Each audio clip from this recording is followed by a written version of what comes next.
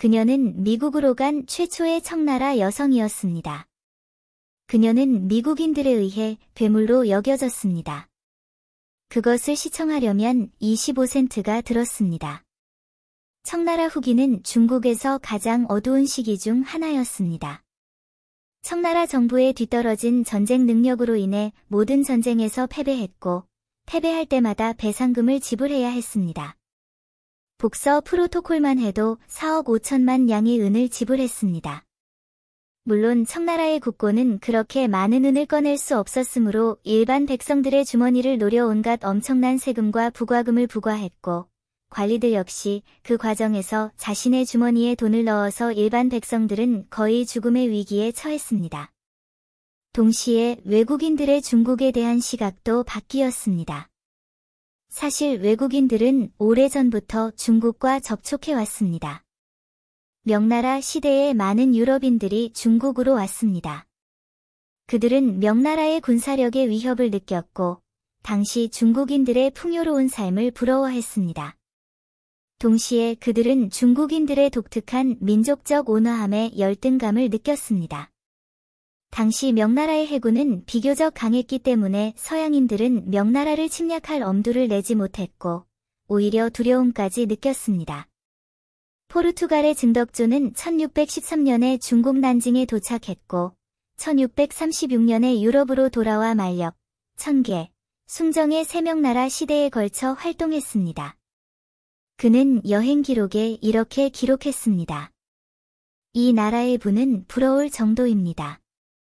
다양한 곡물과 생필품의 풍부한 생산 외에도 그들은 동양에서 가장 훌륭하고 귀중한 상품들을 외국인들에게 판매합니다. 장수하고 행복한 사람은 어디에나 있고 활기차고 강한 노인들도 많이 볼 수 있습니다. 걸륭제 시대의 서양인들이 중국에 들어오면서 중국인에 대한 그들의 태도는 크게 바뀌었습니다. 그들은 당시 일반 백성들이 우리가 남긴 차를 받을 때마다 항상 우리에게 진심으로 감사했다고 기록했습니다. 그들은 우리가 사용한 찻잎을 얻기 위해 항상 탐욕스럽게 싸웠고 그것을 물에 끓여 마셨다. 그들은 관리들이 배를 끌어올리라고 부른 민간인들에 대해 이렇게 묘사했습니다.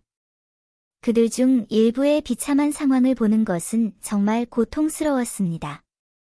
그들은 분명히 음식과 옷이 부족했고 극도로 말라 있었습니다. 그래서 외국인들의 중국인에 대한 시각이 바뀌기 시작했습니다.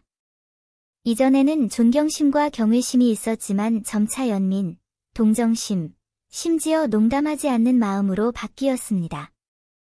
1840년 아편전쟁 이후 청나라 군대를 여러 차례 물리친 그들은 자신들이 이 나라를 앞지르리라고 생각했습니다. 동시에 그들은 그 당시 청나라 사람들의 극도로 가난한 생활 환경도 목격했습니다.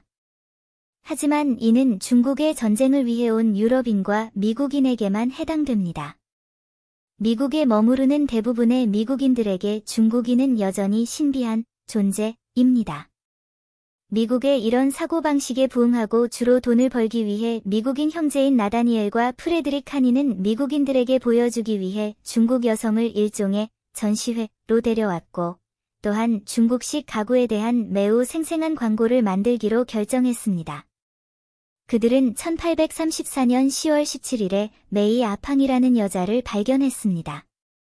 그녀는 너무 가난해서 먹을 돈이 없었습니다. 그 당시 그녀의 가족은 힘든 육체 노동을 해낼 수 있는 남자가 필요했습니다. 그녀는 딸이었기 때문에 가족에게 짐처럼 여겨졌습니다.